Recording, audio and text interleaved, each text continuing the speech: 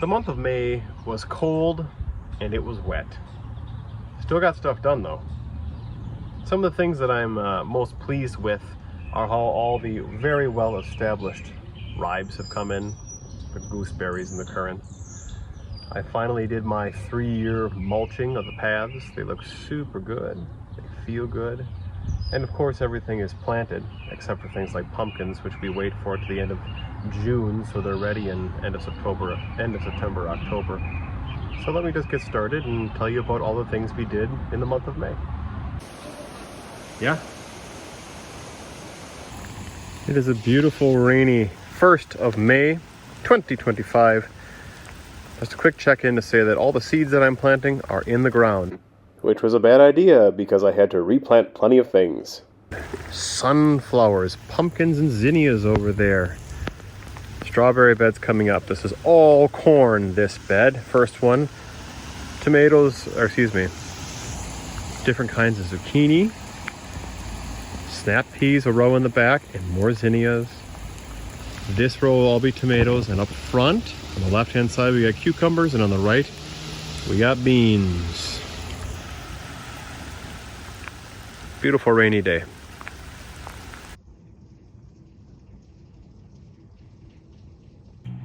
Good morning, my friend, and happy gardening season. I have some things I'd like to offer you.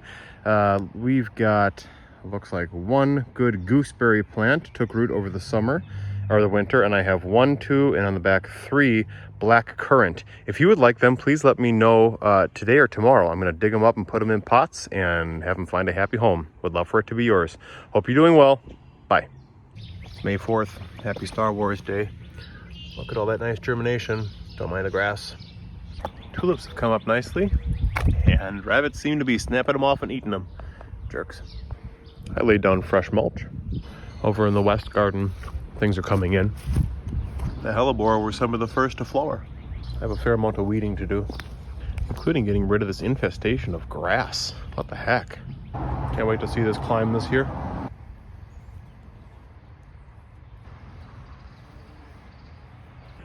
It's the 5th of May, and two things. Some of the trees are leafing out very nicely. This is an apple right here, and this first one is a pear and such. But what I wanted to show you, tell me if you can see exactly the area where I fertilized the trees. Those nice round circles right at everybody's drip line that are darker and more rich than everything else. That's cool. I was going to give them a 10, 10, 10, but I think I found a bag of like 11, 15, 11. So that's what they got. These guys just opened up. It's like popcorn on the cherry tree, one of the cherries. And I have a feeling by the end of the day, the entire thing is going to open up. I mean, they're chomping at the bit. They smell so good. I'm wheeling in wood chips, getting started on that. I just brought in 3 wheelbarrow fulls, and that's as far as it goes. It's always such a shocker. But you take a look down low at just how thick I'm laying it. You know, in some places it's nearly 6 inches deep. And it's been 3 years since I did this. It really does decompose nicely. I mean, it is a treat that I can actually plant in the soil after the fact when things decompose. But I do this for several reasons. First off, it looks beautiful. But also, things will grow in it. Take the strawberries, for example. Only reason I have them is because they grew in all the old wood chips. And it's nice to walk on. It smells good.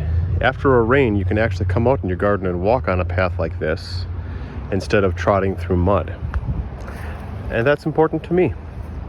So this will take a week. I get all of my wood chips for free from different postings on Facebook. I was at the city garage today getting loads. So it doesn't get dropped off on my doorstep. Gotta put in the work, but hey, free is good. Free is good. For a wee bit of perspective, here we are to the top of the pot. Look at all those beautiful berries. And I used half of each of the bags. So I have to do 2 giant batches of the first set of jam, just the raspberry, rhubarb, gooseberry.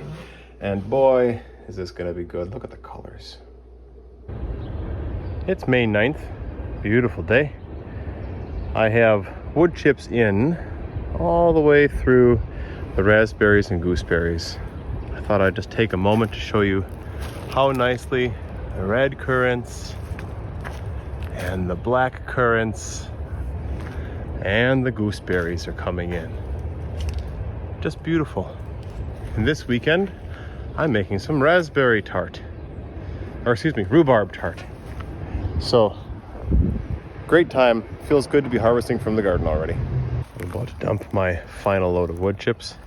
Say goodbye to the soil and broken down stuff that was below it. I certainly appreciate the higher elevation and the beauty that the chips bring. It's Mother's Day. Happy day to all the mothers out there. We've got flowers beginning on all the strawberries. Over here, these are all giant zinnias that I kind of spread up. The first few snap peas are creeping up, as are the first few pole beans. It's the 12th of May, and here are the geraniums that I overwintered and brought back to life compared to ones that I bought from the store. Pretty darn good. I probably could have started them maybe 2 weeks earlier, but our trip to Disney made that not possible. These are going to be just beautiful. I'm really happy. I only lost 3 plants. So 85% success rate, that's great. And do these have a price on them? I mean, at least $5, $6 a pop. So that was a significant savings. I put up some stakes to mark out a potential territory. I'm considering removing the fence, the purple fence, the picket fence, and fencing in all of this. So the picket would follow the path. And then right here, I put just a small gate, no bigger than the path. Oh, look at the blossoms are blowing off. Magical. Right, so when we open these out to be in the garden, the dog can just go freely. And then this whole section here is picket fenced off. And then I could, in this space also, like a companion plant beneath the trees, like strawberries beneath all the trees, and small circular beds and walking paths. I don't know. I think I'm going garden crazy. I think I'll make a point once a month to talk about some sort of tool as well. Not necessarily a plug, but just kind of something different. First one to talk about is the Action Hoe. Action Hoe. I made a whole video about this bad boy a couple years ago, and it gets really popular this time of year. Maybe you've seen it, but it's so good for quick weeding.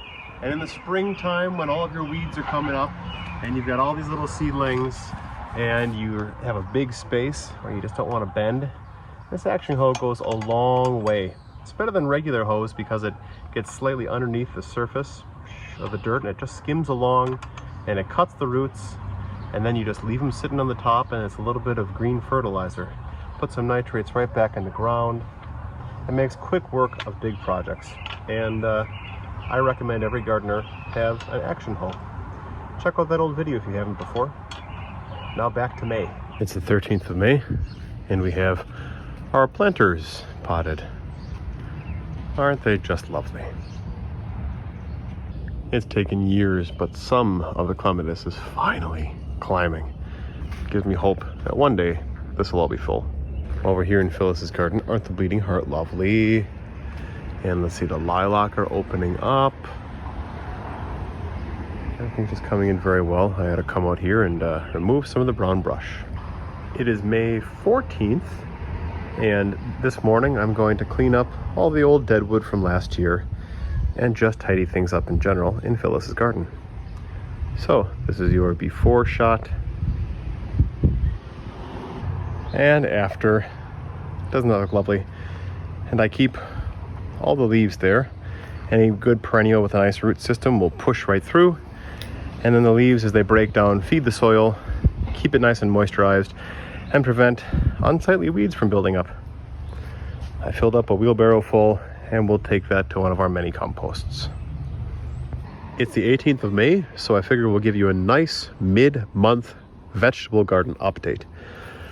Of the cucumbers, only 5 that I planted came up. That's fine. I'll spread them out and they'll still fill the trellis. Peppers are planted.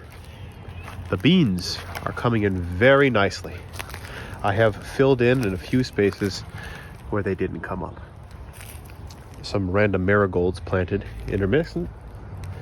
Tomatoes, a whole 12 feet worth. It's a lot of tomatoes, like 2 dozen tomatoes. A lot of things in this bed. I'm experimenting with, where's the best place to see it? Some zinnias coming up a little bit of everywhere. I retransplanted the onions here. They used to be way over there. We have one summer squash, zucchini, zucchini, zucchini, with some brassicas in between. There's gonna be Brussels sprouts. And these are sugar snap peas along the back. And again, I just retransplanted some of the bare spots. I took to spraying this year, some varmint deterrent, rabbits in particular. It could be slugs that are eating these, but I think it's small critters, and it seems to be working. I planted corn here twice. Before my second seeding, I redid all the soil. I got some real nice topsoil and manure, and I'm just waiting for it to come up. This was a couple days ago now. We have had a lot of really good, consistent rain, not heavy, and it's been warm, except for this stretch over the next 10 days, or 5 days, where it's only gonna be like mid-50s. Kind of nervous. The strawberries look terrific. They're growing. We have lots of flowers, lots of berries themselves forming. Kale and spinach coming up. Spinach in here, I believe. Kale over here. The rhubarb is just massive. I keep coming out and making stuff. I just made a rhubarb buttermilk bread. And this is such a mature plant. I gotta keep coming out and snapping off the seed heads. And that just tells the plant to put all the energy into the plant, not into flowers. This is a mixture of things. You get stuff like this, which are the giant sunflowers that I've planted. They seem to come up and then get eaten, so we'll see how it goes. There are zinnias in between, and I put a watermelon there because it'll spread. I'm considering next year having this spot be just more rhubarb because we're really using it. Gooseberry's doing great, right? They're coming in. All the flowers were pollinated, just like always. Just look at this from this angle. Just stop and look for a second. Like, it's so dense. It's gonna be the biggest yield ever. Black currants here, red currants right next door. I can't wait. And of course, the raspberries are looking great. The old cane normal raspberries, there you can see, they're setting on. And the black raspberries, yep, they'll make their little firework pods happen soon. So, all in all, the vegetable garden is coming along very nicely. Everything's a little bit behind by like 2 weeks or so because it was a cool, prolonged spring. But we'll see what happens. It's May 19th. Time to weed the front garden and to trim off the dead dandelions and such. So this is your before shot. And then the after shot. Lots of lily of the valley that needed to be removed. Deadheaded all the daffodils. There were a fair amount of dandelions along the edge. Here the edge, speaking of, just a nice new cut in. I'll have to transplant some of my irises, redo some of the phlox later this year. Overall, this looks just fine.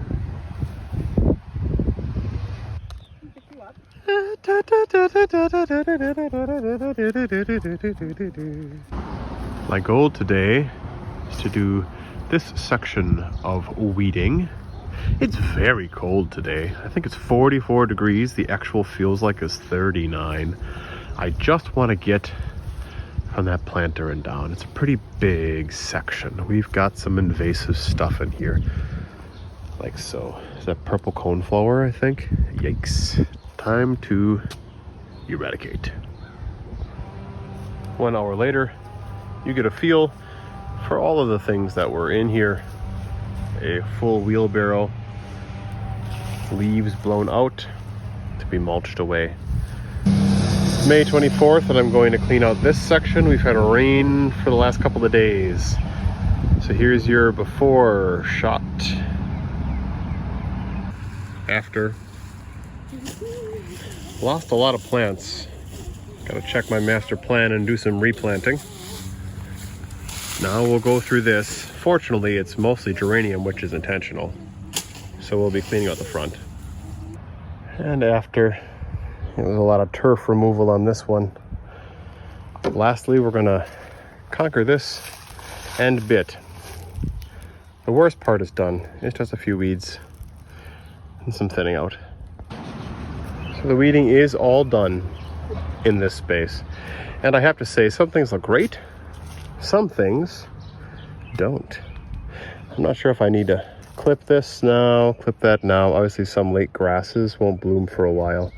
But my biggest disappointment is this space right here. And I need to double check what I would have had planted in it. Back you out. But clearly something has to fill in here. Otherwise, quite nice. Well, it is the 28th of May. Here's a brief look at everything that's growing. Such a cold month it's been, and not very rainy. Here are the highlights where we stand. Plenty of strawberries have flowered and set. Fingers crossed for next month. Not a single ear of corn has popped up. All of the gooseberries and the currants and each type of raspberry are looking great. Beans have sprouted, but without any heat, they have no motivation to climb. The same can be said for the peppers and the tomatoes. They're barely a foot tall. A tale as old as time. Same thing for the cucumbers, which I need to reseed. And same thing for the peas. Although the areas where I reseeded came in just fine. The Brussels sprouts and the zucchinis are doing what they should. They don't mind the cold weather. And everywhere we look, zinnias are coming up. Same in the wild ground. I planted sunflowers here, but only 2 came up. Might try again. One last look at some things in bloom. The bridal wreath, 3 years old. It's over 3 feet. The half that didn't get eaten over winter, that is. The bush peony is in bloom. It always seems to bloom for just a couple days, and then a storm knocks it off. So hopefully we'll get it for more than a week. Such an interesting piece. All the common geranium.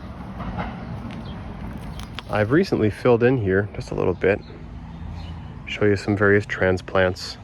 Trying to get things. Gonna put some more asters in here, I think. Gonna do a whole bunch of either larkspur or lupin here. I've transplanted these from different spots in the back that no longer have the sun that they need. Not the right time of year, but it is what it is. And now irises are opening up, and the columbine. Great things to see at the end of May. Lots of stuff growing in the garden already. Speaking of growing, I don't know if we've announced it yet. This is Arthur Michael Ulrich, our 3rd child, our first son, born last month in April. He's great.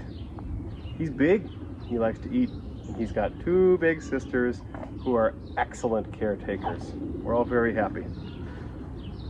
And I'm happy with how things have grown in the garden. Next month we'll see strawberries to harvest, even more rhubarb, the gooseberries and currants. By the end of June we might get peas if we have hot weather and things just pick up. Who knows? I've really enjoyed seeing all the flowers come in the month of May in our various perennial beds. Right now the irises are open and the columbine. There's always something to look forward to, something cheerful to enjoy. That's the beauty of gardening.